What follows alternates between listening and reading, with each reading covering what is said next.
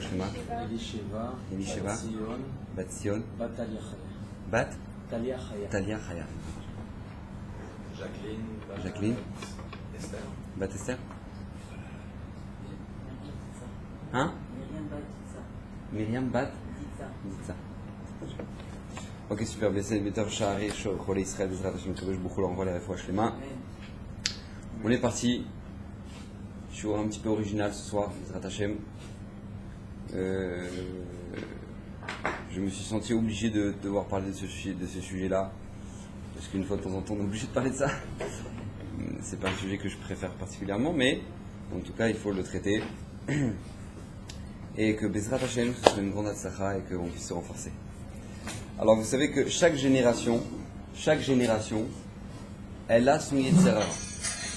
Chaque génération. Il y a eu des générations où ils avaient les Yetzirah de la Vodazara, d'accord? L'idée d'idolâtrie, etc. Bon, génération d'idolâtrie. Maintenant, on n'a plus ce Yetzirah, on ne sait même pas de quoi ça parle, on ne sait même pas de quoi ça nous parle même pas. Il y a eu des générations où le Yetzirah, c'était tout simplement la philosophie, d'accord? L'esprit, la pensée. Et toi, tu penses comme ça, et moi, je pense comme ça, on pense comme ça, tu penses comme ça, super, on pense comme ça. Ok, d'accord? C'était le Yetzirah d'époque. Maintenant, il y a un Yetzirah qui est très particulier dans notre génération, qui est le Yetzirah du kiff et du plaisir facile. C'est le mamash, le Yetzirah de la génération, c'est quelque chose d'absolument incroyable. C'est-à-dire que les personnes ne veulent que kiffer et avoir des kiffs rapides sans que ça leur casse la tête. Ça, c'est la génération. Comment on s'est retrouvé dans une génération pareille avec un tel Yetzirah qu'il n'y a jamais eu jusqu'à présent? Eh bien, tout simplement, comme dit le Rav Wosner, il dit que le Yetzirah qu'on a maintenant dans notre génération, c'est un Yetzirah qu'il n'y a jamais eu dans l'histoire. Yetzirah, c'est de fou. Yetzirah de fou. Alors maintenant, comment on s'est retrouvé dans cette situation-là? Comment il y a eu un tel Yetzirah dans notre époque? Alors, le Rav Dessler, il explique tout simplement. Le Rav Dessler, il explique qu'avant, dans les générations précédentes, les gens ils étaient forcément croyants en quelque chose. Ils ne pouvaient pas ne pas croire en quelque chose. Pourquoi? Parce que la vie, elle amenait à avoir forcément une émouna particulière. Pourquoi? Parce que la vie, elle était compliquée. La vie, elle était dure. Je ne sais pas si vous savez, mais une personne qui vit, on va dire, dans la difficulté moyennement, même très moyen, d'accord? Un niveau de vie très moyen, il a des conditions de vie bien plus élevées que les riches il y a encore quelques centaines d'années. Il faut comprendre que maintenant, le niveau de vie qu'on a, nous, le confort qu'on a dans notre vie, c'est que tu veux garder ton aliment, tu le mets au froid, tu le mets au frigidaire. Tu veux du pain, tu vas à la macolette. Tu as besoin d'aller aux toilettes, tu tires la chasse. C'est des choses aussi bêtes que ça. Tu veux te laver, tu ouvres le robinet. Des choses qui n'existaient pas avant. Et chez les bourgeois, chez les gens qui étaient très riches, les gens qui avaient des châteaux, leur qualité de vie n'était pas aussi élevée que la nôtre. C'est-à-dire qu'avant, il fallait qu'ils aillent puiser de l'eau, et il fallait qu'ils se fassent des bains, il fallait qu'ils chauffent l'eau avec des trucs, des morceaux de fer, après ils les mettaient dans la baignoire, ils ne se lavaient pas, ils n'avaient pas de savon. C'était très compliqué. Tu voulais aller aux toilettes, aller dans un trou là-bas, et sinon tu avais le pot de chambre qui était à côté du lit. Vous imaginez un petit peu l'ambiance? C'est incroyable la différence de vie qu'il y avait entre avant et maintenant. Les vacances n'existaient pas. Il faut savoir qu'avant, les vacances n'existaient pas. Tu as bossé, tu avais de l'argent, tu t'arrêtais de bosser, tu n'avais rien. Ça n'existait pas. Demandez à vos grands-parents au Maroc et tout. Demandez. Ça n'existait pas. Les vacances n'existaient pas. Maintenant, nous, Baruch Hashem, on est dans une génération qui est absolument extraordinaire, avec un confort qui est hors du commun. Hors du commun. Tu veux de l'eau froide, tu as de l'eau froide. Si tu n'as pas de l'eau chaude suffisamment rapidement, déjà tu appelles le plombier. Tu sais comment ça se fait, entre le toit, le douche mèche, le truc, normalement ça doit venir tout de suite. Alors, vous imaginez un peu nos problèmes, c'est incroyable. Maintenant tu as le frigo, maintenant tu as le frigo avec la lumière LED. Maintenant tu as le frigo avec qui te calcule avec ce que tu as dans ton frigo et qui te fait la prochaine liste. Imaginez un peu le truc de fou. C'est-à-dire qu'il te calcule, il dit, avec ce que vous avez dans le frigo, vous pouvez faire une omelette, Il te fait la recette avec tout ce qui est dans ton frigo. Il voit ce que les œufs c'est là, les trucs c'est là, donc il sait qu'en fonction de ce que tu as dans ton frigo, ce que tu peux faire, il te propose des recettes. Mais c'est incroyable, on vit dans une génération de fous. C'est un confort qui est hors du commun. Si tu voulais te déplacer avant, tu devais prendre la calèche, et la calèche, vas-y que elle allait sur la terre, et les trucs, et il y avait des trous, et des machins, et trucs, d'accord, c'était comme ça. Maintenant, tu as la voiture avec suspension ultra-wed, et puis tu as la voiture avec des trucs détecteurs, de trucs, de machin, des voitures, ils ont même testé les voitures que tu roules, tu n'as même plus besoin de conduire, toute seule, roule toute seule. C'est no human, c'est incroyable la génération dans laquelle. Donc Hachem nous a tout simplifié. On est vraiment dans une génération où tout est simple. Alors quand on est dans une génération où tout est simple, bien évidemment on doit se poser la question, pourquoi Hachem a fait en sorte que tout soit simple? Et la réponse c'est bien évidemment pour la Avodat Hachem. Pour la Avodat Hachem, Akadosh Baruch Hu veut nous simplifier la vie pour que maintenant on puisse avoir du temps pour étudier la Torah, pour ne pas se casser la tête. Voilà, c'est pour la Avodat Hachem. Mais bien évidemment, le Yetzer Hara est toujours présent, toujours là. Et lui, à ce moment-là, quand il voit une génération où tout est simple, donc lui, il est obligé maintenant de faire fauter les gens. Comment? Avec des fautes qu'il faut qu'elles soient forcément très simples. Très simples, parce que le Yetzer Hara, il sait que si jamais maintenant il fait des fautes compliquées, bah les gens ils vont pas les faire parce qu'ils n'ont pas les... Enikoar. Ah, j'ai pas la force. J'ai pas les nerfs. Donc qu'est-ce qu'il va faire? Il va se battre absolument le Yetzer Hara, il va faire une guerre, mais pas juste une guerre comme on voit dans notre génération, qui est que, tout simplement, la guerre des plaisirs faciles. Les avérotes qui sont simples. Il va te faire fauter. Mais c'est comment il va te faire fauter? C'est absolument incroyable. Vous savez que la faute de la génération, c'est Zera Levatala. C'est d'accord, faire sortir l'essence de la naissance en vain. Zera Levatala. C'est la faute de la... Mais c'est quoi? Mais c'est le symbole de la génération, Rabotai. C'est le symbole de la génération. Pourquoi? Parce que on est dans une génération où maintenant les gens ils veulent du facile, ils veulent tout facile, ils veulent du plaisir facile. Donc qu'est-ce qui se passe? Zera Levatala. C'est le kiff, ça dure pas longtemps et c'est du plaisir facile. C'est plaisir facile, c'est comme ça. Zera Levatala, c'est la faute de la génération, la faute du dor. Et c'est incroyable. Maintenant qu'est-ce que tu fais? Tu fais 2 clics dans ton téléphone, tu te retrouves à Pigalle. T'as même pas compris. T'étais dans ta chambre le soir, avec 2 clics sur ton téléphone, tu te retrouves avec toutes les plus grandes les maisons de prostitution du monde. Tu les as dans ta chambre. Et à ce moment-là, qu'est-ce qui se passe? Et vas-y que ça part en sucette. C'est comme ça c'est comme ça, Rabota, et c'est la faute de la génération. Et pourquoi? Comment c'est possible que maintenant dans une génération ce soit ça la faute? Parce que tout simplement le Yetzer Hara il est obligé de se mettre au niveau de la génération. Il est obligé. Parce que s'il ne se met pas au niveau de la génération, eh ben les gens ils auront la flemme de fauter, donc il ne peut pas. Donc il est obligé de faire un truc qui est incroyable, qui est que les faire fauter en kiffant simplement. Alors comment tu vas faire? Eh, vas-y que tu vas fumer un joint, tu vas te rouler un joint, et tu vas commencer à te dire, c'est quoi, je suis bien là, je suis détendu, ça m'a relaxé, et truc, et vas-y que tu bois, et vas-y que tu fumes, et vas-y. Mais c'est quoi ça? C'est quoi ces délires? C'est quoi ces kiffs? C'est des kiffs simples. Pourquoi? Parce qu'encore une fois, le Yetzer Hara, il est obligé de se mettre au niveau. Donc maintenant, c'est pareil. Comment dans le business, ça va être quoi le Yetzer Hara? Ça va être l'argent facile. Comment tu vas faire l'argent facile? Tu vas appeler des goïms et tu vas les ouvrir les uns après les autres.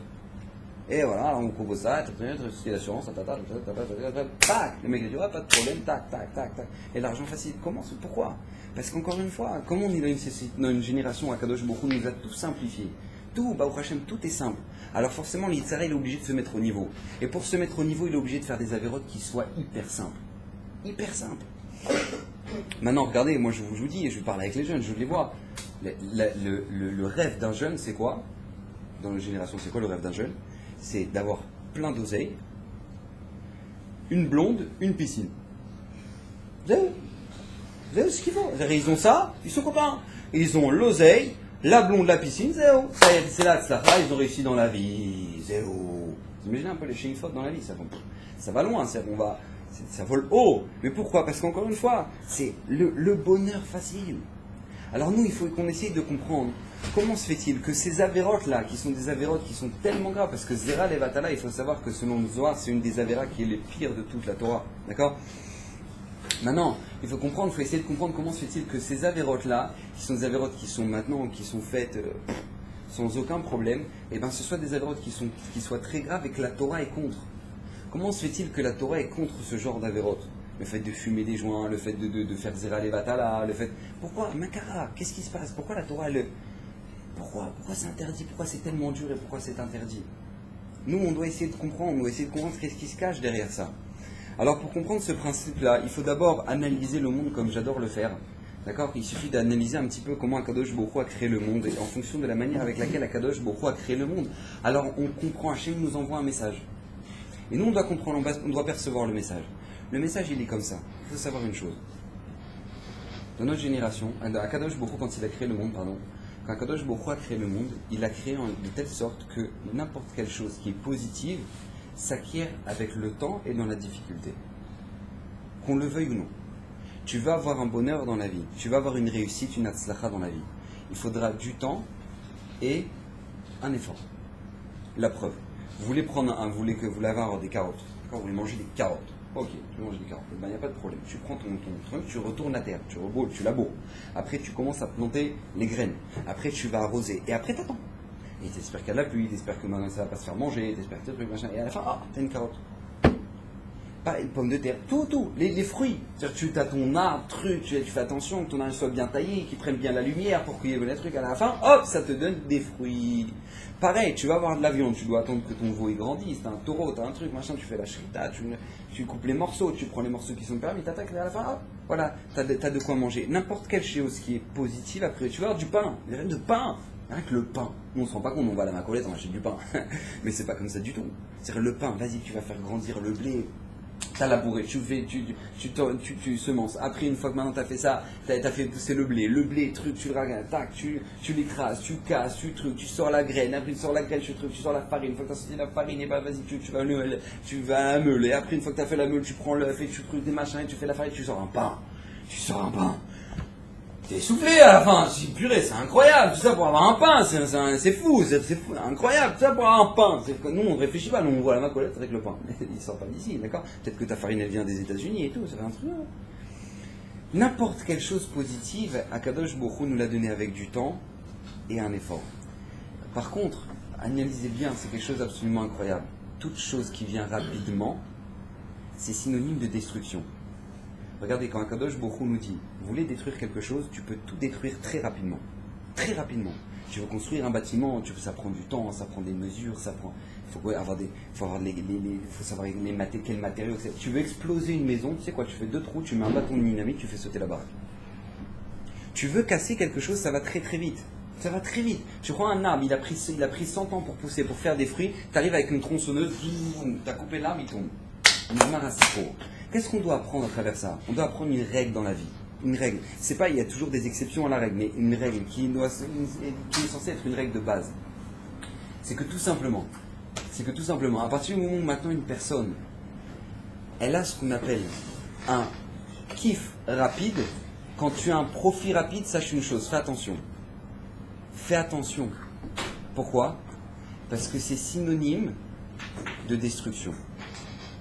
Parce que la Torah, elle te l'apprend. La Torah, elle t'apprend, tu veux quelque chose de construit, tu veux quelque chose de positif, tu veux quelque chose de bien. C'est obligé, ça prend du temps, un effort. Tu veux quelque chose qui soit rapide, c'est la destruction. Il faut savoir que si une chose, elle vient rapidement, c'est malheureusement souvent synonyme de destruction, Rabotai.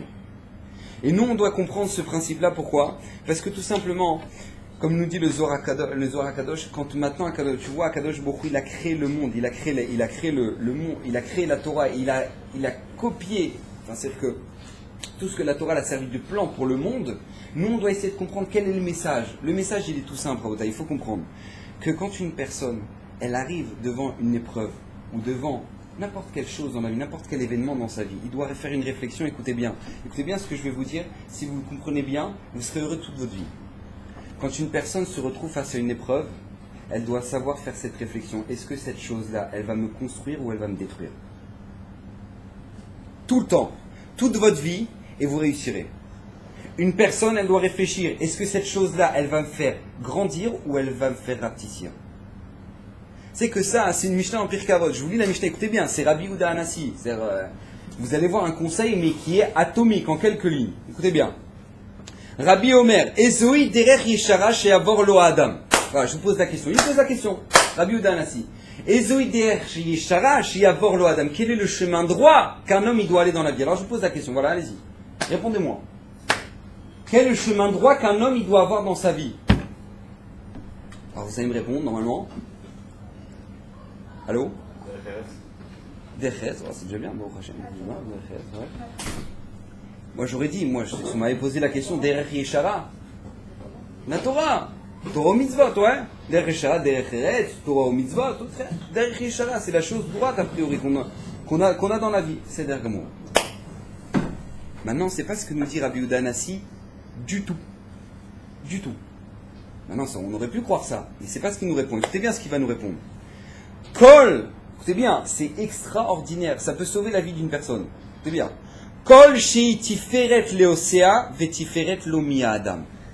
Je m'explique. Tout ce qui est positif pour celui qui le fait et qui est positif par rapport au regard que les gens auront de lui. Je répète. Kol shei tiferet le adam vetiferet lo mina osea. C'est-à-dire que tout ce qui est tiferet, tout ce qui le grandit lui à ses propres yeux et tout ce qui le grandit aux yeux des autres. Ça, c'est ce qu'on appelle un chemin droit dans la vie. Tu veux grandir dans la vie, tu veux réussir ta vie. Tu dois toujours réfléchir à ça. Est-ce que maintenant, l'action que je suis en train de faire là maintenant, est-ce qu'elle me grandit, aux yeux des gens ou non? Elle me détruit. Rabotai, je peux vous assurer, malheureusement, il faut être clair. C'est que maintenant on est dans une génération où maintenant, encore une fois, comme je le dis, la faute principale c'est Zera Levatala. Alors toi c'est bien, t'as kiffé. Ah voilà, tu t'es vidé, t'as kiffé, voilà. Maintenant tu dois réfléchir, à quoi tu ressens. Maintenant quel est le regard que tu as de toi-même? Une fois que tu as fait un truc pareil, quel est le regard que toi tu as de toi-même? Tu sais, je vais vous dire une chose, l'image qu'une personne elle a de soi-même c'est tout simplement, maintenant je suis qu'un animal et je suis qu'un gros pervers. Je suis qu'un pervers pour faire un truc pareil. Je suis dans le soir, dans mon lit, dans un téléphone, truc, machin. Ça va la tête ou quoi? Ça va, tu te sens bien?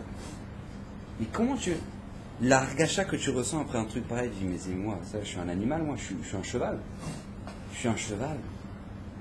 Rabotaï, maintenant les gens ils fument des joints, ils fument, ils trucs, machin. Mais dis-moi, regarde à quoi tu ressembles après. Mais c'est pas que juste maintenant tu es considéré comme un alcoolique et un drogué aux yeux de la police. C'est pas juste ça. Mais c'est à tes propres yeux, maintenant tu es devenu un drogué. À tes propres yeux! À tes propres yeux, quand toi tu fumes et que tu utilises ce genre de choses, tu te détruis à tes propres yeux. Rabbi Yehuda Hanassi, il vient, il se casse la tête et il te dit, maintenant, mais baba, arrête! Tu veux quelque chose de positif dans ta vie, réfléchis. Tout ce qui est, tu dois faire des actions dans ta vie où maintenant tes actions elles t'assurent que maintenant à tes propres yeux tu t'es pas dégradé et à tes propres yeux et aux yeux des autres tu serais pas, parce que tu dis ouais ça va on a le droit de kiffer, ça va on peut se kiffer. Alors si tu veux kiffer, fais ça devant ta mère, fais ça devant tes parents, vas-y fais ça devant tout le monde. Pourquoi ça te dérange? Pourquoi maintenant ça t'angoisse d'un coup? Pourquoi tu vas pas commencer à te rouler un manche devant tes parents? Pourquoi? C'est pourquoi? Parce que tu dis mais attends ça c'est pas beau ce truc. Mais pourquoi? Parce que tu le veuilles ou non, Hachem il t'a fait un chesed extraordinaire qui s'appelle la conscience. Vous savez qu'un chien, lui, il va avec sa mère, avec sa sœur, avec tout le monde, il n'en a rien à faire. Hein. Après, il remue toujours la queue, il est très content. Il est content le chien, il est détendu, il est super heureux. Mais comment ça se fait que toi, quand tu fais une avéra, t'es pas bien? T'as un problème de conscience, tu veux pas que tes parents ils te voient, tu veux pas que les gens qui t'aiment ils te voient, tu veux pas que les gens qui ont une estime de toi ils te voient. Pourquoi?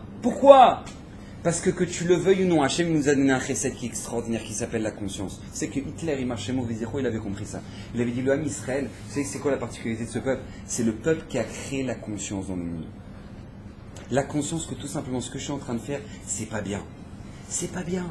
Et ça, il faut être extrêmement attentif, Rabotai. Extrêmement attentif que quand tu fais une avéra, ou quand tu fais quelque chose, n'importe quelle action, tu dois réfléchir. Est-ce que ça, c'est quelque chose qui va me faire avancer dans ma vie, ou c'est quelque chose qui va me détruire? C'est tout le temps, sans arrêt, une personne, vous savez que Yosef, c'est ça qui l'a sauvé. Yosef Hatzadik. Maintenant, lui, c'était le symbole de la bogossitude. D'accord? C'était le beau gosse dans l'histoire du monde. Yosef Hatzadik. Il était jeté, il avait 17 ans. Et il y a une Goya qui se faisait belle gosse, qui se mettait en bikini devant lui pour rien entendre, pour lui montrer que, alors, c'est quand? Maintenant, lui, il est jeté, il est en prison. Il est jeté complètement. Ses frères, ils l'ont vendu. Rabotai, qu'est-ce qui a fait que maintenant, il va pas fauter? Qu'est-ce qui a fait que maintenant, mais c'est pas Stam que elle veut fauter avec lui. C'est toutes les femmes d'Égypte, elles rêvaient de Yosef. Mais elle fantasmait sur Yosef. C'est-à-dire qu'elle le voyait passer, elle se coupait les doigts, nous dit le Midrash. Elle voyait passer Yosef dans la rue, elle coupait leur carotte, elle faisait Elle se coupait la main. Elle se coupait les mains. Tellement il était beau. Elle le regardait tellement il était beau. Vous imaginez un peu.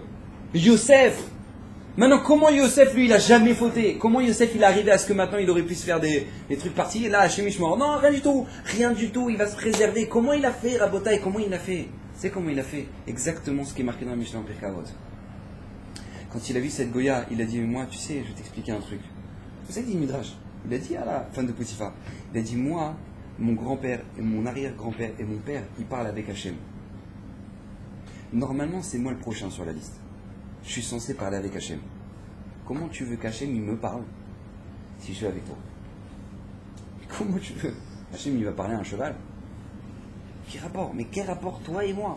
On n'a rien à voir, toi et moi. Qu'est-ce qui l'a sauvé? Ce qui l'a sauvé, c'est le regard qu'il avait de lui-même. C'est que moi, j'ai pas à me dégrader, moi. J'ai pas à me détruire avec des choses débiles. Parce que quand je me détruis, c'est pas Stam que, c'est que je détruis ma personne, je me détruis au fond de moi.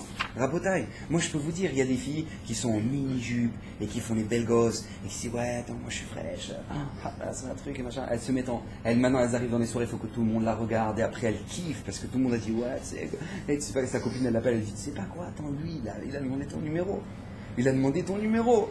Lui, il a demandé ton numéro, il voulait savoir comment tu t'appelles, les trucs. Sur la page Facebook, après, le lendemain du mariage, il y a 10 likes, 10 trucs, des machins. Tu sais même pas d'où ça sort chez moi. Je connais même pas Facebook, mais en tout cas, t'as des trucs qui viennent de partout, tu comprends même pas. Pourquoi? Elle dit, je kiffe. Je kiffe. Tout le monde me regarde, je suis frais, je suis bien, je suis... Ouais, je vis, quoi. Je sens que je vis. Alors écoutez, moi, je parle pas pour les brels, d'accord? Je parle pour ceux qui ont un petit peu d'intelligence. Est-ce que tu penses 5 minutes, 2 secondes, que maintenant le garçon qui t'a regardé ce soir-là, c'est un garçon qui voudrait faire de toi la femme de sa vie? Ou il a vu Pamela dans le dernier film Leicester qu'il a regardé, qui n'est pas pour nous et pas pour vous, ok? Et maintenant lui, il a vu une femme qui s'appelait Pamela, et quand il a vu une femme qui s'appelait Pamela, il dit waouh, purée, elle ressemble, il a commencé à fantasmer sur toi, il a dit waouh, t'es mignonne toi, comment tu t'appelles? Mais j'espère que tu as compris que quand toi tu te présentes en mini-jupe devant un troupeau de... D'accord? Et bien qu'est-ce qui va se passer quand il commence à te dire que tu es mignonne? J'espère que tu as compris que le but, c'est sous la couette. Non, il faut d'accord, comme on dit, Ezeu Chacham Arouet Anolad, c'est celui qui est un petit peu intelligent, s'il voit ce qui va se passer. Non, pas du tout, Raph, pas du tout. Moi, quand je m'habille comme ça, c'est pour moi. Non, mais vraiment, parce que je me sens bien, je me sens... Alors, une seule chose, s'il te plaît, ne viens pas pleurer après. Ne viens pas envoyer des mails au Rav en disant oui, alors Rav, je sais pas quoi faire. Je sais pas quoi faire, je suis perdu. Et voilà, il m'a mis enceinte et lui maintenant il répond plus au téléphone, il m'a planté. Attends, excuse-moi, 2 secondes, temps mort. Je sais pas comment ça a commencé l'histoire. On était en mariage, ma cousine, il m'avait l'air super sérieux, il m'avait l'air super. T'as déjà vu Est-ce que tu as déjà vu la tête d'un pédophile? Non, il faut savoir, non, c'est des phénomènes absolument incroyables.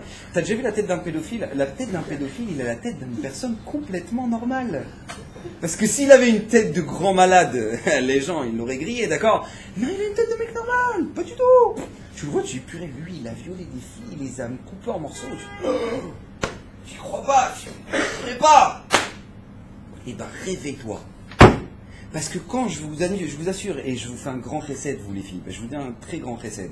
Parce que dans une génération où tu as un garçon qui a pas de Torah, et que maintenant lui, tout ce qu'il voit dans la rue, c'est des affiches de 5 mètres sur 2 avec des femmes qui ont oublié de s'habiller, et que dans son téléphone, lui maintenant, il regarde que des femmes qui ont oublié de s'habiller, alors j'espère que tu vas comprendre que quand lui te dit t'es mignonne, il a oublié de regarder ton visage, mais il regarde tout ce qu'il y a en dessous. Parce que si t'as toujours pas compris, ça fait de la peine. Et après tu dis, non mais Rav, vraiment, il m'avait l'air sérieux.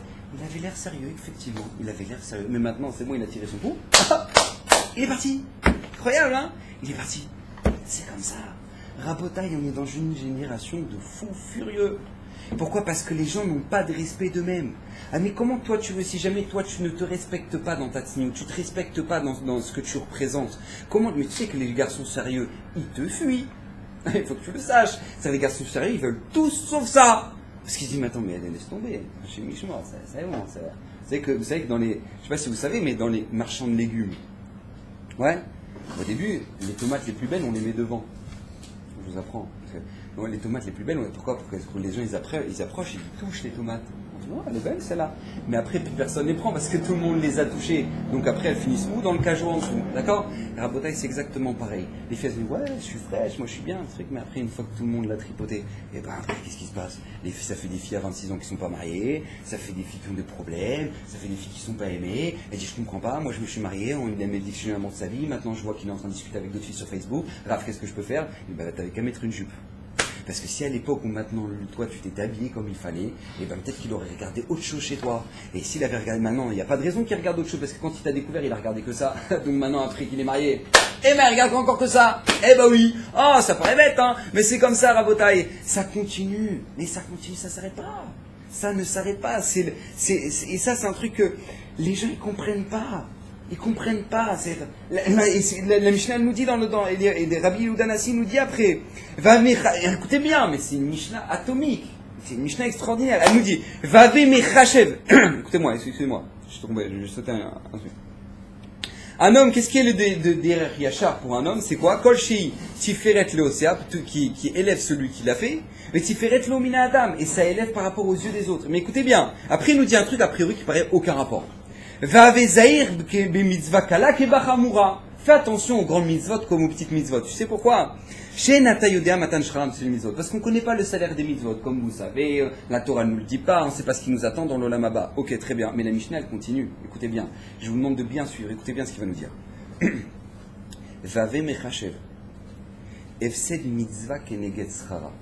Avant de faire une mitzvah, réfléchis. Quand toi, maintenant, ça va te demander de faire des efforts. Quand la mitzvah, elle va te demander de faire des efforts, réfléchis ce que ça va te faire perdre, entre guillemets, par rapport à tout ce que tu vas gagner. Et l'inverse dans les avérotes. Ou sera avera keneged efseda. Et quand maintenant, toi, tu vas te retrouver face à une avéra, ouais, et ben réfléchis combien ça va te faire perdre par rapport à ce que tu vas gagner. Ok, c'est clair? Je répète. Quand tu vas faire une mitzvah, réfléchis combien, soi-disant, elle te fait perdre la mitzvah par rapport à tout ce que tu gagnes. Et quand tu vas faire une avéra, réfléchis à combien cette avéra, elle va, entre guillemets, te faire gagner par rapport à ce que tu vas perdre. Alors moi, je vous pose une question. Cette Mishnah, elle est absolument incompréhensible. Vous savez pourquoi? Parce que juste avant, il nous dit, on ne connaît pas le salaire des mitzvot. Oui ou non? On connaît, alors je vous répète, Rabbi Yehuda Hanassi il nous dit, on ne connaît pas le salaire des mitzvot, et après il te dit, tu sais, mais quand tu arrives devant une mitzvah, réfléchis à combien tu perds par rapport à tout ce que tu vas gagner. Merci beaucoup, mais comment tu veux que je réfléchisse à ce que je vais gagner si je ne connais pas le salaire des mitzvot? Et pareil, tu vas te retrouver dans une avéra, tu diras, alors regarde, tu sais, et quand tu vas faire une avéra, réfléchis à combien tu perds par rapport à tout ce que tu vas gagner. Et je comprends pas, attends mort, quand je fais une avéra, je sais ce que je gagne, mais ce que je perds, j'en sais rien, parce que je ne connais pas le salaire des avérotes. Oui. Donc comment Rabbi Yehuda Hanassi peut te donner un conseil aussi pipé, comme on dit chez nous? D'accord? Ça paraissait incroyable. Oui. Peut-être qu'on a une conscience, un flux naturel dans l'âme, quelque chose. Alors tu vas voir.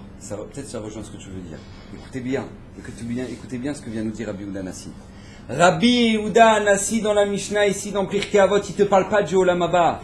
Ne pense pas au Olam Haba, oublie. Ça, le salaire des mitzvot dans l'Olam Haba, on ne connaît pas. Oublie ça. Mais quand tu fais une mitzvah, réfléchis à ce que tu perds par rapport à ce que tu gagnes ici. Rabotaï, dans ce monde-là, quand toi maintenant tu es en train de faire une mitzvah et que soi-disant ça t'a coûté de l'argent, parce que soi-disant ça t'a pris du temps, parce que tu es parti faire la tfila, et tu es parti truc, et tu dis purée, je me suis levé plus tôt. Mais quand tu ressors de la tfila, qu'est-ce que tu ressens? Tu ressens pas que maintenant tu as fait une grande mitzvah. Tu ressens pas que pour rien au monde tu serais prêt à rendre cette mitzvah-là. Réfléchis à ce que tu gagnes ici, et combien les mitzvot elles t'apportent ici, Rabotaï. Quand toi maintenant tu t'habites sa noix, et que toi maintenant grâce à ça t'évites tous les pervers qui sont dans la rue, qui cherchent que les mini-jupes, et ben réfléchis à ce que soi-disant ton sacrifice, de dire ah attends je dois mettre des jupes, je dois mettre des jupons, il y a des trucs, ça me saoule, il t'a fait gagner par rapport à ce que tu gagnes, Rabotaï. C'est dans ce monde-là. Et pareil pour la Avera. Quand tu fais une Avera, réfléchis à ce qu'elle te fait perdre par rapport à ce que tu gagnes ici. Ici. Que quand tu as fumé un joint, tu es défoncé. Mais à quoi tu ressembles? À quoi tu ressembles? Tu ressembles à quelque chose, tu ressembles à un Ben Adam. Tu vois, tu vas être le père d'enfant, toi. Tu voudrais que toi, mais est-ce que tu voudrais? Mais réfléchis 2 secondes. Tu voudrais, toi, tu es en train de regarder les filles dans la rue. Tu es tous en train de les mater les unes après les autres. Et tu regardes dans ton téléphone et dans ton truc. Tu es tous en train de les regarder. Je te pose la question. Si c'était ta fille que tu étais en train de regarder, tu sais que tu auras une fille un jour, Bezrat Hashem. ta fille, tu veux que les garçons ils la regardent comme toi tu es en train de regarder les autres? Est-ce que tu t'aimerais ça? Ta sœur, t'aimerais que les autres ils regardent ta sœur comme toi tu es en train de regarder les filles? Ça te ferait kiffer? Qu'est-ce qui t'arrive? Alors pourquoi toi tu te le permets? Pourquoi? Réfléchis ici, Rabotai. Réfléchis ici. Quand tu fais Zera Levatala, ça y est, t'as kiffé des trucs, des machins. Et après, qu'est-ce que tu ressens? C'est qu'un pervers, c'est tout ce que tu ressens. Mais arrête, c'est vrai, tu veux pas l'avouer, tu truc. Mais c'est ce que tu ressens profondément. Qu'est-ce que tu as gagné par rapport à ce que tu as perdu? Regarde dans ta Avera, regarde ce que tu as perdu, regarde l'image que tu as perdue de toi-même. Alors qu'est-ce qu'ils font les gens? Super solution, c'est que comme maintenant ils sont tellement rabaissés à leurs propres yeux, alors ils décident de fumer des joints pour se sentir mieux. Voilà, solution de ouf. C'est-à-dire le mec il a arrêté, il est en rade sur le bord de l'autoroute parce qu'il a plus d'huile dans le moteur. Maintenant qu'est-ce qu'il se fait? Il vide le réservoir d'essence. Comme ça il est sûr qu'il est mort. Mais pourquoi tu fais des choses comme ça? Pourquoi tu fais ça? Mais réfléchis ici, ce que tu perds ici. Arrête de réfléchir dans l'Olam Haba. On n'en a rien à faire du Olam Haba. Réfléchis ici. Ici, ce que tu perds quand toi, maintenant, tu fais ton lourd, quand tu fais tes avérotes, quand tu es en train de mater, mais tu te dis pas, mais attends, mais dis-moi, allô, quand tu auras 70 ans aussi, tu continueras à mater les gens qui vont passer dans la rue. Qu'est-ce qui t'arrive? Pourquoi? Moi, je vois des gens, je vois des dire, ah, vous pouvez pas me trouver un chidour? Maintenant, moi, je dis, regarde, physiquement, je trouve que cette fille-là, elle te correspond. Ah non, mais moi, je veux une blonde, truc. Arrête de regarder les films. J'ai envie de lui dire au mec, mais attends, mais toi, il faut que tu arrêtes de regarder les films. Regarde ce que tu es, regarde ce que tu as, ce que tu peux attendre de toi-même, et après on verra. Mais là, tu peux pas. Mais les gens, ils vivent dans des ralomotes. Et ils s'achètent quoi? Ils s'achètent le malheur. Parce que quand toi, dans ta vie, t'as ta Sheifa, tout ce que tu aspires, c'est la piscine, l'argent et la blonde, et ben l'argent, j'espère pour toi. La piscine, j'espère pour toi. La blonde, c'est peut-être encore plus compliqué. Alors, mais qu'est-ce que tu veux? Tu t'es assuré d'être un clochard dans la vie alors? Parce que toi, t'espères des trucs que de toute façon, t'as pas maintenant. Alors, tu t'es assuré quoi? D'être triste. Quand quelqu'un, il espère des choses qu'il n'a pas, il espère quoi? D'être triste. Et c'est aussi simple que ça, oui. Rabotai, nous, on doit réfléchir par rapport à ici. Par rapport à ici, et ça c'est un truc que les gens ne comprennent pas. Quand la Torah te donne des interdits de la Torah, elle te dit ça ne fais pas. Ça c'est un truc qu'on ne fait pas. Quand la Torah dit, alors les gens ils ont l'impression, ils disent ouais la Torah c'est l'angoisse, c'est la prise de tête, mais pas du tout. T'as pas compris ce que c'est qu'un interdit dans la Torah toi. Quand Akadosh Baruch Hu, il est en train de te dire ne fais pas ça, c'est un conseil qu'il te donne. Vous savez, je vous donne un exemple très simple. Moi je le vois avec mes enfants. Mon fils, il a fait quelque chose de très très bien. Je lui donne une sucette. Il me dit, papa, tu veux me passer le paquet? Je veux encore une. Je fais, non, mon fils. Au moment où je lui dis non, je l'aime ou je le déteste? Je l'aime ou je le déteste? Tu l'aimes, d'accord? Alors, de lui? Non. Parce que tu sais que plus, ça va le détruire. Quand Akadosh Baruch Hu, il te dit ça, on ne fait pas. C'est pas parce qu'Hachem dit, attention si je t'attrape. Pas du tout. C'est parce qu'Akadosh Baruch Hu, il sait que Hachem, il t'aime. Il sait que ça va te détruire. Et Hachem, il ne veut pas que son fils se détruise. Hachem, il ne veut pas. On a dit encore une fois, tous les kiffs rapides, c'est synonyme de destruction dans la Torah. Parce qu'on le voit dans le monde, dans la création d'Hachem. Tout ce qui se détruit vite, tout ce qui va très vite, c'est ce qui peut se détruire très vite. Rabotai, c'est exactement la même chose. Et nous, c'est comme ça qu'on doit regarder la vie. Quand maintenant une personne, moi je vous dis, je ne sais pas si je vous ai raconté, ouais, je crois que je l'ai raconté cette histoire, mais c'est pas grave, ça fait toujours bien de raconter. Une fois, mon frère il était aux urgences, il est venu avec des papiers. Il y a un monsieur qui est arrivé avec des papiers sur le visage, comme ça. Une serviette en sang sur le visage. Alors mon frère s'approche de lui, il lui dit, qu'est-ce qui se passe? Qu'est-ce qui t'arrive? Alors lui, il enlève son papier, il avait le visage coupé en deux. Le visage coupé en deux. Mon frère, il bloque comme ça, c'est pas grave. Il a pris une scie circulaire. Vous savez ce que c'est une scie circulaire? C'est ce qui sert à couper les planches, d'accord? Pour couper les planches ici, d'accord? Il faut une scie circulaire. Donc lui, il a pris une scie circulaire, et en fait, au lieu de s'en servir comme il faut, comme ça, par le bas, par le haut, comme ça, il l'a mis en bas de la planche. Donc quand il est arrivé au bout de la planche, ok, scrooge, on appelle scrooge en hébreu, d'accord? Il s'est ouvert le visage. Rabotage, je vous pose la question, on l'a puni lui ou quoi? T'as fait le choix! On t'a proposé, il y a une notice. Comment on se sert d'une scie circulaire? Toi, t'as fait le gueudin. T'as dit, oh, mais moi, mais attends, mais allô, moi, c'est bon. Attends, moi, je sais me servir. Attends, mais qu'est-ce que tu viens d'apprendre, moi? Qu'est-ce que tu viens d'apprendre? Tu viens d'apprendre quelque chose, moi? Arrête, je sais. Ok, il n'y a pas de problème. Tac, le mec, il prend la scie circulaire par en dessous, il s'éclate le visage. La bataille, ça, c'est exactement ce qui se passe dans la vie de chacun.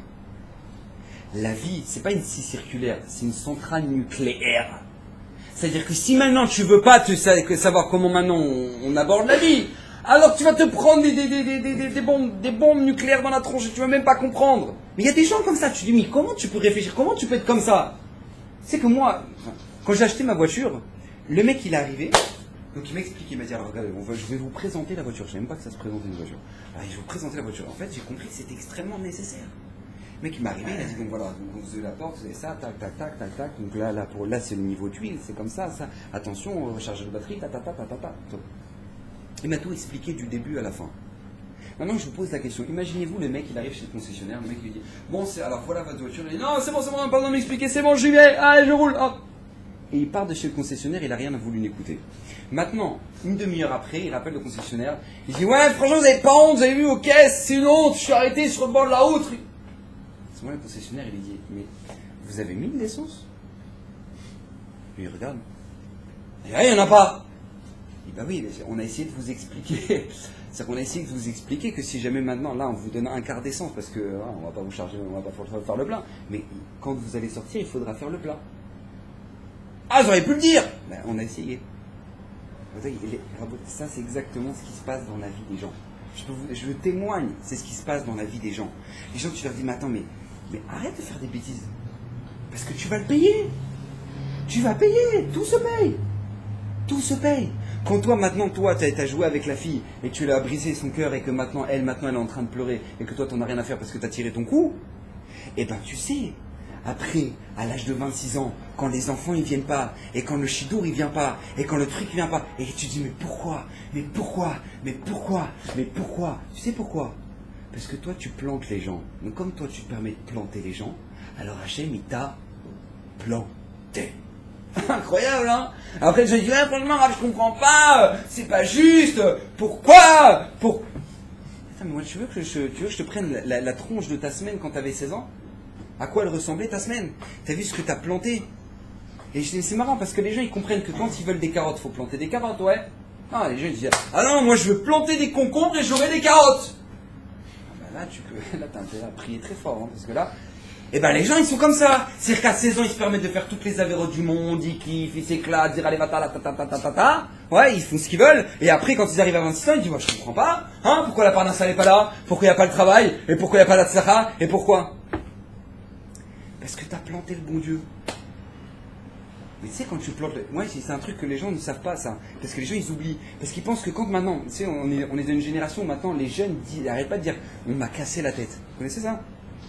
Ah, il m'a cassé la tête, ça y est, il m'a cassé la tête. Qui me casse la tête, lui? Ça me casse la tête. Moi, j'ai pas envie, ça me casse la tête. Ah, ça me casse la tête. Tout me casse la tête. Ouais, les parents, ça me casse la tête. Ah, toi, ça me casse la tête. Tout me casse la tête. Tout me casse la tête. Il y a rien qui se casse la tête, lui.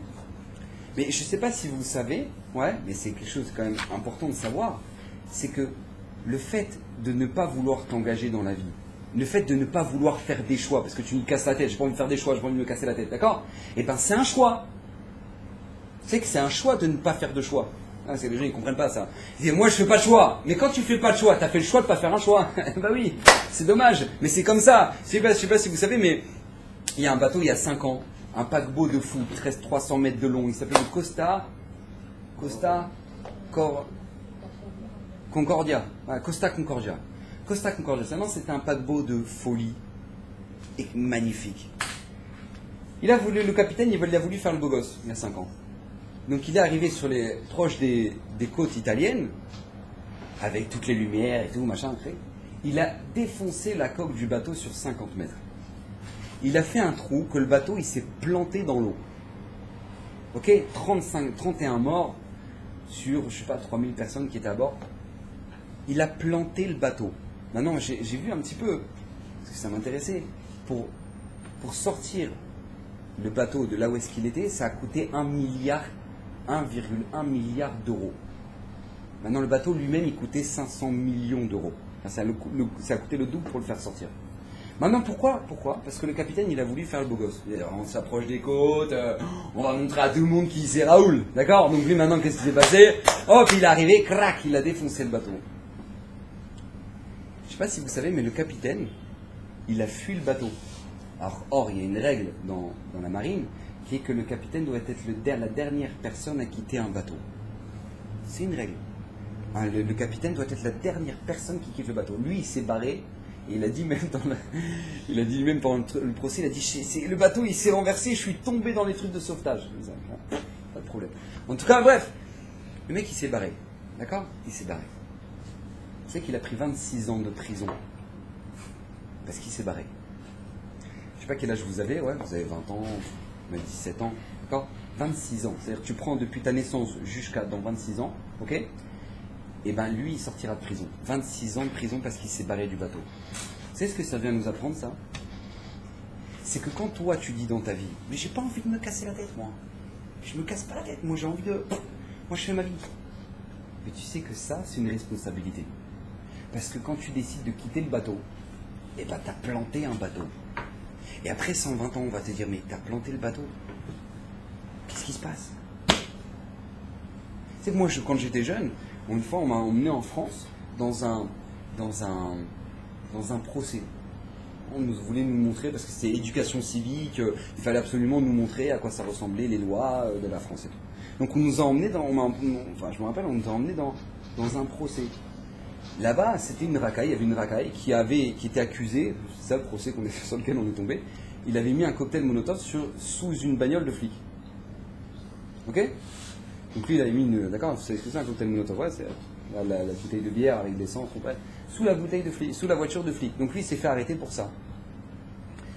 Alors lui il disait, je vous assure madame, la juge, je vous assure, je savais pas que c'était interdit. Je savais pas. C'est ce qu'elle lui a dit la juge. Lâche ta merde, non je rigole. La juge elle lui a dit à ce moment-là, non, la juge à ce moment-là elle lui a dit, écoutez bien la puissance de la phrase. Nul n'est censé ignorer la loi. Je me rappelle, je la revois le dire. Vous savez monsieur, je passe à vous. Nul n'est censé ignorer la loi. Vous savez ce que ça veut dire ça? C'est-à-dire que toi tu veux faire le gueudin dans ta vie. Tu penses que tu peux faire ce que tu veux, quand tu veux, qui tu veux, où tu veux. Mais après 120 ans, on va te dire, mais nul n'est censé ignorer la loi. Parce que si cette règle-là, elle est fondamentale dans cette vie-là, donc à plus forte raison, elle est fondamentale pour ton olamaba. Pourtant, mais les gens ils disent mais j'ai envie de me casser la tête. Mais de toute façon le monde il va te casser la tête. La vie elle va te casser la tête. Toi tu dis ouais j'ai pas envie de me casser la tête, j'ai pas envie de me prendre de principes, de trucs, de machin. Mais la vie elle t'oblige à te casser la tête baba. Tu sais pourquoi? Parce que rien que dis-moi, rien que je te donne un exemple. T'as envie de kiffer à Eilat, ok? T'as envie de faire des vacances à Eilat, ok? T'as envie de kiffer à Eilat, prendre l'hôtel, une semaine d'hôtel, truc machin, faire tes affaires, ok? Maintenant rien que pour faire ta vacance à Eilat, t'es obligé de répondre à des critères. Je m'explique. Déjà, tu es obligé que dans ta carte bleue, quand tu vas arriver à l'hôtel, eh ben, tu as de quoi payer la caution. Tu es obligé de payer l'avion. Et quand tu auras l'avion, tu es obligé d'avoir un passeport. Ou si maintenant tu décides d'aller en voiture, eh ben, tu es obligé de respecter les codes de la route. Parce que tu ne peux pas aller à 300 km/h à Eilat, parce que sinon tu te ferais te faire arrêter gentiment. D'accord? Donc, je comprends pas. Toi, tu veux kiffer, tu veux faire ce que tu veux. Mais regarde, pour faire ce que tu veux, ce que tu es obligé de respecter. Tu sais ce que ça nous apprend, ça? Ça vient nous apprendre que dans la vie, de toute façon, tu es obligé de te soumettre à des principes, que tu le veuilles ou non. Toi, ça te révolte, mais t'as pas le choix. T'es obligé d'aller aux toilettes. Eh oui, Hachem, t'es obligé d'aller aux toilettes. Incroyable, ouais, mais j'ai pas envie. Mais tu vas te révolter contre le fait que t'as pas envie d'aller aux toilettes. T'es obligé. Ah, j'ai pas envie de faire dodo. Mais t'es obligé, parce que sinon tu vas mourir. Ah, j'ai pas envie de manger. Mais t'es obligé parce qu'Hachem, il a créé chez toi à la fin. Pourquoi Hachem, il a créé ça? Parce qu'Hachem t'oblige à comprendre que dans ta vie, tu as des règles à respecter. Que tu le veuilles ou non, que tu l'acceptes ou tu l'acceptes pas, tu es obligé de respecter des règles. Donc même quand toi tu dis j'ai envie de kiffer, c'est très très limité. C'est très très limité parce que tu es obligé de respecter des tonnes de règles avant d'arriver à ça. C'est exactement comme ça dans toute la vie, Rabotai. Moi, j'aime bien les gens, les jeunes que je vois, ils me disent ouais, Rab, moi, franchement, ça m'a révolté, là, toi, ça m'a révolté. Ah ouais, ça t'a révolté? Ouais, ça m'a révolté. Pourquoi? Parce que le Mashgar, il m'a fait honte. Une fois, j'étais allé Shiva, le Mashgar, il m'a fait honte, il m'a fait devant tout le monde, devant tous les barouilles, j'ai vu c'est ça la Torah, moi, je me casse. Ah, du coup, ça t'a révolté. Ok. Et qu'est-ce que tu fais maintenant dans la vie? Alors, moi, ce que je fais dans la vie, Rab, je vous dis la vérité. Maintenant, alors, je travaille dans le restaurant, je travaille dans une macolette pendant un moment, et alors, qu'est-ce qui s'est passé? Moi, je me suis embrouillé avec le bal à macolette, je sais pourquoi. Il dit parce que il m'accusait de voler. Il dit qu'est-ce qui s'est passé? Il dit son fils il m'a fait des menaces. Alors j'ai mis un coup de boule à son fils. Ah ouais. Et alors du coup, moi j'ai pris mon argent, je suis parti. Maintenant tu fais quoi? Traîne une pizzeria et ça se passe bien. Non, je vais me taper avec le mec qui filme les Shlochim. Ah, je comprends pas. Attends, temps mort. Toi, la Torah, ça t'a révolté parce que le Mashgar, il t'a dit quelque chose qui t'a pas plu. Ouais. Mais d'un autre côté, et ça c'est, on entend une tonne, des gens qui veulent pas faire la Torah. C'est pourquoi moi je veux pas faire la Torah parce que j'ai vu ce que c'est qu'un religieux une fois. Ça, on la connaît ça là. Ah, moi j'ai vu ce que c'est qu'une fois un rabbin, c'est bon, hein, moi je veux pas faire la Torah. Donc du coup, ça t'a révolté de la Torah. Ça t'a suffi un truc pour te révolter de la Torah. Mais ce qui est absolument incroyable, c'est que ça marche pas dans l'inverse. C'est que le mec il a mis un coup de boule au fils du Balamacolette, et après il s'est battu avec le mec qui fait les Mishlochim, et ces trucs, maintenant sa vie c'est une horreur. Mais pourquoi tu vas pas à l'Yeshiva alors? Parce que si la Yeshiva ça t'a révolté parce qu'il y a un truc qui t'a pas plu, du coup maintenant t'es tombé dans ce monde là, alors maintenant ce monde là il te révolte pas pour partir à la Yeshiva? Eh ben non. Comme quoi, hein, tu vois, c'est pas la Yeshiva le problème il est chez toi. Le problème il est chez toi. Mais toi le problème c'est quoi? C'est que tu veux pas l'avouer. Tu ne veux pas l'avouer. Donc qu'est-ce qui se passe quand tu veux? Parce qu'en fait, toi, tu cherches qu'une seule chose. Tu veux les kiffs faciles, les plaisirs du bonheur qui sont... Rabotaï, il faut comprendre que quand le Yetzer Hara nous propose de telles choses dans notre génération, c'est tout simplement parce qu'il veut nous auto-détruire. Il veut nous autodétruire. Moi je peux vous dire, il y a des cas, et Rav Tutu il pourra vous le dire, il pourra vous raconter des problèmes graves, mais graves qui se passent dans les maisons, dans les Shalom Bayit. Vous savez pourquoi? Vous savez pourquoi? Parce que la femme, elle a attrapé son mari en train de regarder des films trucs dans les toilettes. Je dis, mais attends, mais comment c'est possible? Comment c'est possible? Bah, c'est choquant! Mais parce qu'à 17 ans, lui, il faisait ça. Pourquoi tu veux qu'il s'arrête à 25 ans? Pourquoi tu veux qu'il s'arrête, quoi? Parce qu'il a une femme. Bah, ça y est, au bout d'un moment, la femme, il a fait le tour. Bah, c'est vrai, c'est toujours la même. Alors, ça, t'as fait le tour. Et qu'est-ce qui se passe? Et tu te retrouves avec des couples qui sont défoncés. Mais complètement. Des familles détruites. Pourquoi? Parce que le père, il faisait des trucs comme ça. Ou parce que la mère, elle a oublié d'être sa noix. Et elle commence à parler sur Facebook, avec les autres copains, avec les ultras, des machins. Ah, j'ai dit, mais qu'est-ce qu'il a eu? Mais comment c'est possible? Pourquoi? Parce que tu veux le bonheur facile. Tu veux pas te casser la tête dans ta vie. Donc comme tu veux pas te casser la tête, alors du coup, toi, t'es prêt à... Mais tu sais, ne crois pas que ça engage que toi, ça engage toi, ta neshama, ton olam haba. Comprends ça. Que quand maintenant, toi, à 16 ans, à 17 ans, t'as pas envie de te casser la tête, tu dis, ouais, moi, c'est bon, voilà. Franchement, ça m'a gonflé, ça m'a truc, j'ai envie de me détendre, j'ai envie de lâcher la pression. Mais quand tu lâches la pression, c'est incroyable hein, que ça se passe toujours à l'âge qui est entre 16 ans, 17 ans, 20 ans, 25 ans. Vous savez pourquoi? Ça, il faut savoir pourquoi, il faut comprendre pourquoi. Pourquoi le Yetzer Hara, il atomise la tête des jeunes? Pourquoi le Yetzer Hara, il va pas attaquer les vieux? Il les attaque aussi, mais bon, c'est moins amusant. Pourquoi maintenant il va voir les jeunes et il va dire, ah, vas-y, regarde ça, vas-y, je t'envoie la vidéo, et vas-y, regarde, vas-y, détends-toi, vas-y, fume un joint, et vas-y, truc, et vas-y, bois, et vas-y, ben. Pourquoi le Yetzer Hara, il fait ça? Tu sais pourquoi il fait ça? Parce qu'il sait que tu es dans un âge où toute ta vie va en dépendre. Donc comme lui sait que tu es dans un âge où toute ta vie va en dépendre, donc il dit, mais il faut que je l'atomise maintenant. C'est le point stratégique, parce que si je le défonce maintenant, il sera défoncé pour toujours.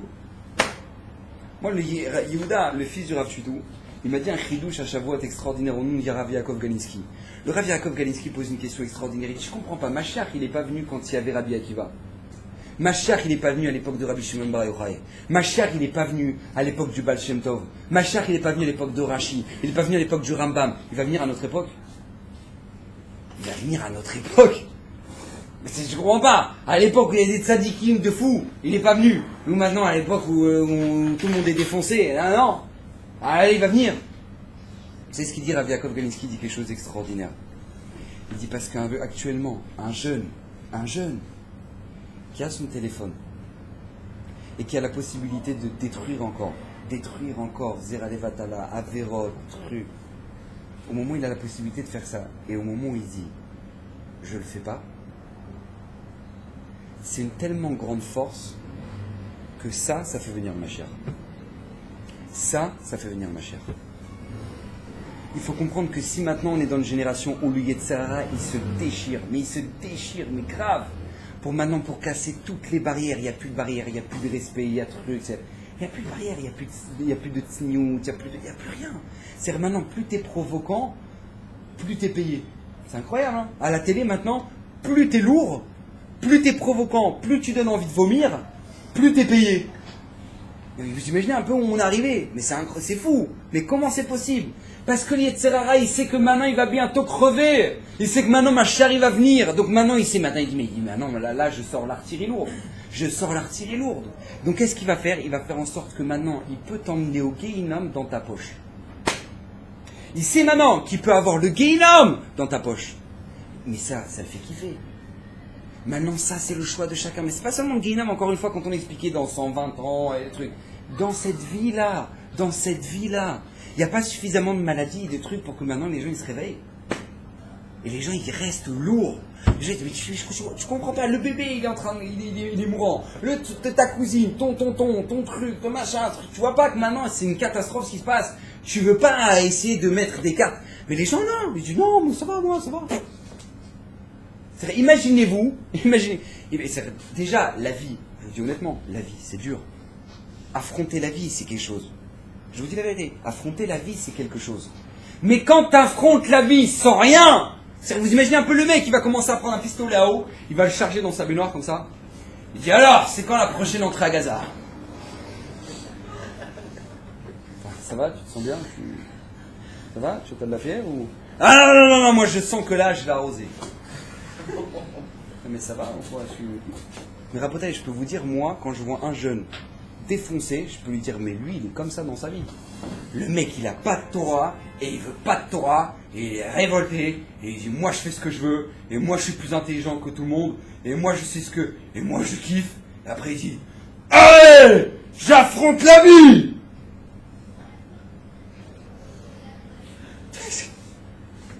Bon courage, hein. Bon courage. Et comment tu vas affronter la vie, toi? Mais t'es défoncé, comment tu vas affronter la vie? Et c'est ça, c'est un truc que les gens ne comprennent. Encore une fois, quand Hachem te donne des interdits, c'est pas qu'Hachem te dit attention. Les gens ils comprennent pas. Les gens, c'est marqué dans le passage, Kadosh Baruch Hu te dit Natati lefanecha et achayim veta mavet. La vie ou la mort. Bacharta bachayim. Hachem te dit tu choisiras la vie. Alors c'est quoi la vie? C'est la Torah. Parce que c'est marqué Etz Chaim ki la chazikimba. L'arbre de la vie, c'est celui qui. C'est l'arbre de la vie. Alors il y a des gens que quand ils disent le passouk, ils disent non mais Hachem il s'est planté, il connaissait pas la chicha sur le bord de la plage. Non, c'est pas possible. Hachem il dit attends, tu choisiras la vie, tu choisiras la vie. Torah. Hachem il connaissait pas la chicha. Il connaît pas, c'est pas possible, il connaît pas les barbecues, les chichotes, un petit joint, un petit truc, il connaît pas, c'est pas possible, ça c'est la vie, c'est la détente, c'est le kiff. Je pense pas, si je peux me permettre, je pense pas qu'on ait à apprendre à Kadosh Baruch Hu quelque chose. Ouais. Et si toi tu penses que tu as à apprendre à Kadosh Baruch Hu quelque chose, c'est que tu as un sérieux problème. D'accord? C'est d'ailleurs pour ça que la Gemara elle te dit tout celui qu'il faut, en adam choté et laim ken yichnas bo ruach shtut. Et un homme ne peut fauter que si maintenant il est rentré un vent de folie. Bah forcément, toi t'es un grand défoncé dans la vie pour dire non mais moi je sais ce qui est mieux. C'est vrai, tu marches droit? Ouais. Je les vois, mais je vous assure, les jeunes, tu dis, mais là, moi, je sais ce que c'est que la vie. Va te coucher, vas-y, décuve, détends-toi, après, on revient, demain matin, on parle. Et le mec, il te dit qu'il a compris la vie. Le mec, il te dit, c'est bon, moi, je vais l'affronter. Voilà, et c'est des catastrophes ce qui se passe, des catastrophes. Les jeunes ils se pensent mais réfléchissez rien qu'à ça, je vous en supplie, rien qu'à ça. Si le Yetzerara il veut t'atomiser maintenant, si Yetzerara il veut tout faire pour t'éclater la façade, pourquoi? Pose-toi la question, pourquoi il s'attaque à moi? Pourquoi il veut me déchirer? Mais tu sais pourquoi? Parce que toi t'es dangereux. T'es très dangereux. Parce que si toi, tu décides du jour au lendemain, tu dis ça y est, j'en ai marre de tous ces cris pourris là, ces ambiances, Leicester chaque soir, ça y est, j'en ai marre, ça y est, j'ai compris, ça y est, ça me dégoûte. Mais toi, tu vas refroidir tout le groupe. Toi, quand tu vas dire, c'est bon, allez, j'en ai marre, vas-y, laisse-moi tranquille, allez fumer votre chicha, allez vous défoncer, ça y est, laisse-moi tranquille, font la paix. Rien que moi, j'ai envie de me construire, j'ai envie de faire des études, j'ai envie d'avancer, j'ai envie de fonder, c'est quoi ce truc de shra? C'est que les gens ne comprennent pas, mais la Gemara le dit dans Choulin. Tous les kiffs qu'il y a dans ce monde-là, Akadosh Baruch Hu te les permet. Il te les permet. C'est pas qu'il te les interdit. Hachem, il te permet. Mais dans la cache-route. Hachem ne t'interdit rien. Et celui qui pense qu'Hachem t'interdit quelque chose, c'est quelqu'un qui n'a pas compris ce qu'Hachem veut de lui. Hachem, il veut une seule chose. Kiffe, Baba. Kiffe. Mais kiffe, Kacher. Pourquoi sinon, tu vas te détruire. Hachem, il veut que tu kiffes. Il veut que tu kiffes. Hachem, Baruch Hachem, il va faire en sorte que tu vas te marier, tu auras des enfants, tu pourras aller à la plage. Mais tout ça, fais-le, Kacher. Parce que c'est que ceux qui ne l'ont pas fait, Kacher, eh ben, ils se sont détruits. Et quand maintenant, moi, qu'est-ce que je veux raconter de plus? Moi, il y a déjà des couples, pourtant, moi, je suis pas un... D'accord, il faut demander à Rav Tutu, c'est bien la référence, mais il y a des couples qui m'ont déjà appelé. Mais des couples que quand tu les regardes sur Facebook, tu te dis, waouh, waouh, mais eux, c'est les fraîcheurs, quoi. C'est-à-dire, elle est fraîche, c'est une bombasse latinas, lui, c'est le beau gosse, le couple de fous, ils sont pétés d'argent, ils font des vacances au ski tous les hivers et à Miami tous les étés. Tu te dis, waouh, franchement, le cri. Et après, elle t'appelle en pleurant. Elle t'appelle en pleurant, cette femme-là. Elle t'appelle, elle te dit, là, vous voulez que je vous raconte nos vacances? Vous voulez que je vous dise à quoi ça ressemble nos vacances? Et bien lui, il part en boîte de nuit tous les soirs. Et là, il revient à 4 heures. Voilà, il revient à 4 heures. Alors, qu'est-ce que je peux faire? Maintenant, qu'est-ce que tu peux faire pour elle? Elle n'a pas de Torah, il n'a pas de Torah. Ils n'ont pas de principe dans la vie. Tu veux faire quoi pour ça? Qu'est-ce que tu veux faire pour ça? Qu'est-ce que tu veux faire? Lui, pourquoi il t'a choisi? Parce que tu étais plus belle que l'autre. Mais s'il trouve plus belle que toi, bah il choisira l'autre. Ah ben non, Rav, non. Ah ben non, je suis sûr c'est un garçon sérieux. Ben, d'accord, dis Blinéder. Mais c'est comme ça, pourquoi tu veux que ce soit se passe autrement? Mais je comprends pas. La Torah, la Mishnah en Pirkei Avot, elle te dit Ezeu Chacham. Celui qui est Chacham, vous savez ce que c'est? C'est quelqu'un qui voit l'avenir. Alors je veux juste vous poser une question simple, hein, très bête. Alors, comment on appelle quelqu'un qui voit pas l'avenir? Je répète. Dans la Mishnah, en Pirkei Avot, c'est marqué qui est Chacham, celui qui voit l'avenir. Donc de là, tu déduis de la Mishnah que celui qui voit pas l'avenir, il est appelé un Brel. Ok, super, on est tous d'accord. C'est-à-dire que maintenant, c'est-à-dire que si toi maintenant tu t'arrêtes au kiff, au truc, maintenant, au truc, sache que la Torah te définit comme un Brel. Pas parce qu'Hachem encore dit t'es un Brel. C'est parce que toi-même tu dois te considérer comme un Brel. Parce que si toi tu vois pas maintenant que ce que tu fais, ça a des conséquences, ça aura une hachpa pour toute ta vie, et que quand maintenant tu plantes des carottes, alors tu vas récolter des carottes. Donc quand tu plantes du bien, alors Bezrat Hashem t'auras du bien. Ouais. Et l'autre il fait non, moi je plante ce que je veux, et Bezrat Hashem j'aurai des pommes. Bon courage, hein. C'est pour ça qu'on a la Gemara a dit et Adam côté la un homme ne peut fauter que si maintenant il est rentré un vent de folie. Parce que tu es un fou, toi. Comment tu veux maintenant que toi, dans ta jeunesse, là où maintenant tu es en train de préparer ta vie, tu es en train d'amorcer ta vie, maintenant tu es en train de te dire attends, waouh, maintenant je vais me lancer maintenant, on te dit vas-y, plante du bien, vas-y, plante du bien. Et fait non, je ne plante pas du bien moi, moi je sais ce que je veux. Alors qu'est-ce que tu vas récolter à 50 ans? Qu'est-ce que tu vas récolter à 30 ans? Qu'est-ce que tu vas récolter à 40 ans? Tu vas récolter quoi? T'as rien planté. Mais les gens te disent oui, je vais récolter, oui, tu verras. Mais comment on appelle un mec comme ça? On appelle ça un fou. Un fou. Le mec il a pas planté. Qu'est-ce que tu veux manger toi en hiver? En été t'as pas planté, tu veux manger quoi en hiver? Tu dis non mais moi je vais manger. Ah ouais, tu vas manger? Ah oui, mais ouais, je vais manger. Mais il est fou celui-là, vous êtes d'accord avec moi qu'il est fou? Et ben c'est pareil, les jeunes te disent mais vas-y, plante du bien maintenant, vas-y, t'as ta vie là maintenant, plante du bien. Je dis non, mais non seulement il plante pas du bien, mais il plante du mal. Après il dit, alors comment tu vas faire à... Tu verras, je vais réussir. Mais comment tu réfléchis toi? T'es pas fou? Mais comment tu réfléchis? Mais c'est pas possible. Et c'est pour ça encore une fois, le Yetzirara, il sait que maintenant tout se joue à Botaï, tout se joue. Vous savez que, je sais pas si vous savez, mais dans les courses des 100 mètres, 200 mètres, d'accord? Dans les sprints, vous savez que, en général, la réussite à l'arrivée, elle va dépendre du départ. T'as raté le départ, t'as raté la course. Regardez, Allez, Eurosport, ouais, regardez, 100 mètres, les mecs qui ont raté le début, ils ont raté l'arrivée. Pourquoi? Parce que c'est incroyable quand même, comment Hachem il a fait un truc comme ça, que les mecs ils courent pendant 100 mètres comme des chats. Pourquoi Hachem il a fait ça? Peut-être pour nous apprendre une leçon, non? Bah ça y est, t'en as vu 10 000 des mecs qui courent. T'en as vu 10 000 des sprints et championnats du monde et olympiques et autres trucs, machin. Au bout d'un moment, tu dis, bon, c'est bon, qu'est-ce qu'Hachem il veut à travers ça? Hachem il t'a pas compris maintenant. Je te répète encore une fois, allez, championnat du monde. Quand tu rates le début, tu vas rater l'arrivée. Ah, et le mec il n'a toujours pas compris. Alors je t'envoie les Jeux olympiques. Mais regarde, lui il va rater le début, et ben il va rater l'arrivée. Pourquoi? Pour que tu comprennes, Rabotaï, si on rate le début, on rate l'arrivée. Alors, Baruch Hashem, Akadosh Baruch Hu, même dans ça, il est extraordinaire, Baruch Hashem. Même dans ça, Hashem, il est Kel, Rachum, Vechanoun, Rechapayim, Verafresed. Hashem, il est bon, il te dit, tu t'es raté, c'est pas grave, mon fils, viens, je te pousse, Irak. Et il te pousse, il est là, il t'aide, et Baruch Hashem, quand tu t'es planté, que tu as chuté, Baruch Hashem, Hashem, il est encore là, et que tu vas, Hashem, il sait que tu vas rechuter, mais c'est pas grave, il sera là pour te soutenir, parce qu'il sait que dans ton esprit, tu as un esprit de motivation, tu as envie d'avancer, tu as envie de t'arranger, tu as envie de te construire. Donc Hashem, il est là. Hachem il sera là pour toi, il va te prendre dans les bras et Bezrat Hachem il va avancer avec toi. Il n'y a pas.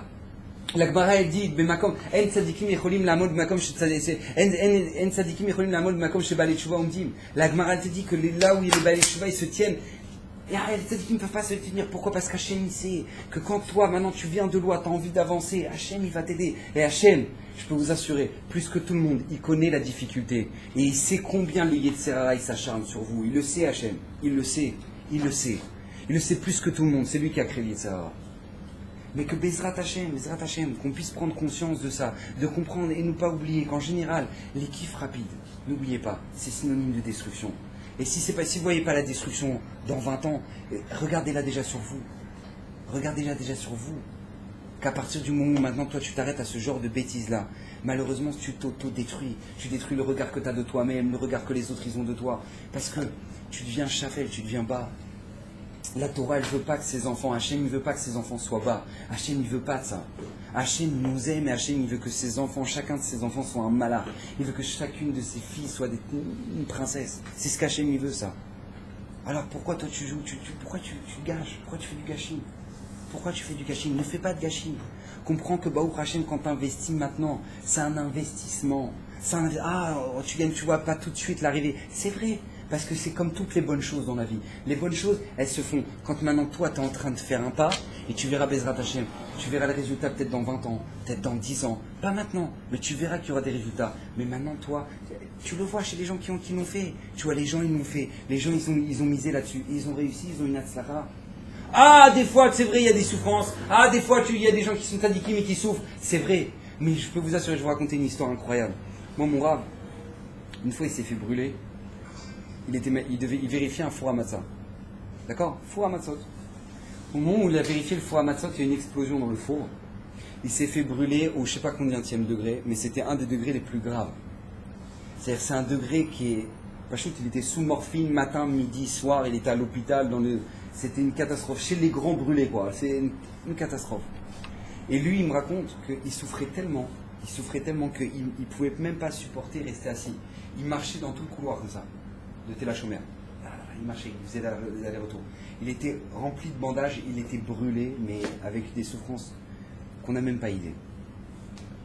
Alors à ce moment-là, elle est venue la responsable psychologique de l'hôpital Tel HaShomer. D'accord, la grande médecin psychiatrique de Tel HaShomer. Et elle est venue, la professeure psychiatrie, tout ça. Elle est venue avec toute sa troupe, d'accord, de tous ceux qui apprennent d'elle et tout.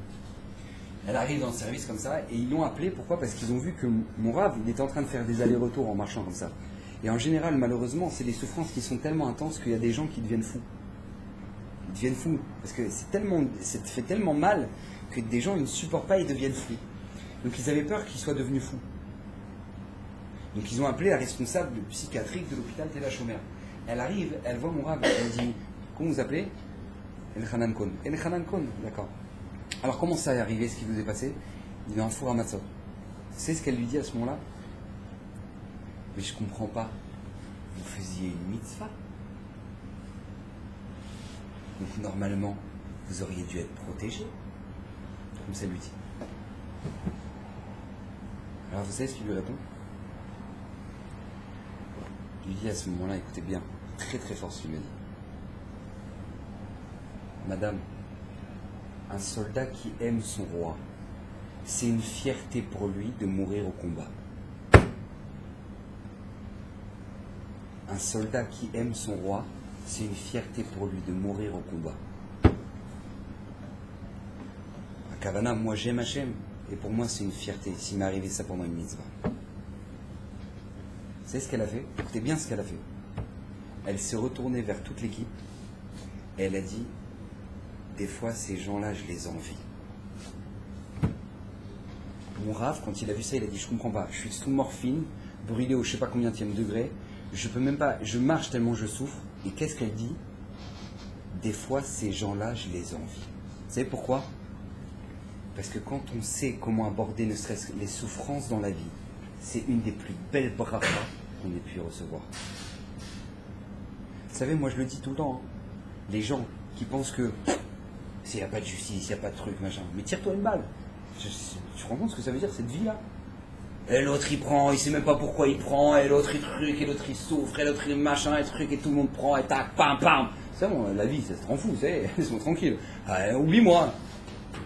Mais quand tu sais que chaque chose, elle est calculée au millimètre près, et qu'Akadosh Baruch Hu, il sait exactement ce qui te correspond à toi, et ce que tu es capable de surmonter, et ce que tu es capable d'avoir dans ta vie comme épreuve. Alors quand tu sais que toi c'est son soldat, et qu'un soldat, on lui donne la mission en fonction de sa capacité, t'es tranquille. Ça t'a déjà enlevé la moitié des souffrances. La moitié des souffrances. Rabotai, ça c'est la chance qu'on a reçue. Hachem ne veut pas qu'on souffre, Hachem nous aime. Akadosh Baruch Hu veut qu'on mette des brachot dans le panier avant notre vie, avant d'aborder notre vie. Vous savez que là, la jeunesse que vous êtes en train de traverser, mais elle va passer comme ça, Rabotai. Après, vous allez avoir les responsabilités d'une femme, des enfants, d'une famille. Et ouais, c'est comme ça la vie. Mais il faut partir avec de bons bagages. Il faut partir avec de bons bagages, avec toute notre chance, tous les maximums de chances de notre côté. Et quand on est capable de partir avec le maximum de chances de notre côté, alors on a toutes les chances de réussir. Et même si maintenant il y aura des embûches, eh ben c'est pas grave, on réussira Bezrat Hashem, parce qu'on a mis la chance de notre côté. Maintenant, ne crois pas que tu y réussiras si maintenant tu mets aucune chance de ton côté. Et tu dis, moi je fais ce que je veux, et je me casse pas la tête. Et parce que moi quand je me casse la tête, et quand je me casse la tête, ça me fait mal à la tête. Ok? Alors tu sais quoi, alors la vie elle va te casser la tête, que tu le veuilles ou non. Tu sais, moi je vais vous dire un truc, hein, les racailles qu'on arrête au poste et que le flic lui pose 15 000 questions. Où est-ce que t'étais? Comment tu t'appelles? Elle est où ta mère? Et son truc? Et qu'est-ce que tu faisais sur le stade de foot à cette heure-là? Comment ça se fait qu'on a arrêté avec 50 grammes de shit? Comment traque, machin? Et qu'est-ce qu'ils disent? Ils disent, oh là là, il m'a cassé ma tête. C'est quoi toutes ces questions-là? Tu sais, toutes ces questions-là, c'est des questions que tu t'es pas posées. Alors maintenant, lui, il te les pose. Les questions que si tu t'étais posées au bon moment, qu'est-ce que je fais là? Qu'est-ce que je fais avec 50 grammes de shit? Qu'est-ce que je fais là défoncer sur le stade de foot? Mais qu'est-ce que c'est que ce délire? Si tu t'étais posé ces questions-là, ça t'aurait évité qu'un jour un flic il te les pose. Ça, c'est la moralité de la vie. C'est que quand tu te poses les bonnes questions au bon moment, alors Bezrat Hashem, tu n'auras pas de surprise. Mais quand tu ne te poses pas les questions parce que tu as la flemme, alors que tu le veux ou non, la vie, elle t'obligera et on te posera des questions. Donc Bezrat Hashem, qu'on puisse mettre toutes les chances de notre côté, se construire comme il faut, et Bezrat Hashem avoir la bracha pour toute notre vie, Bezrat Hashem.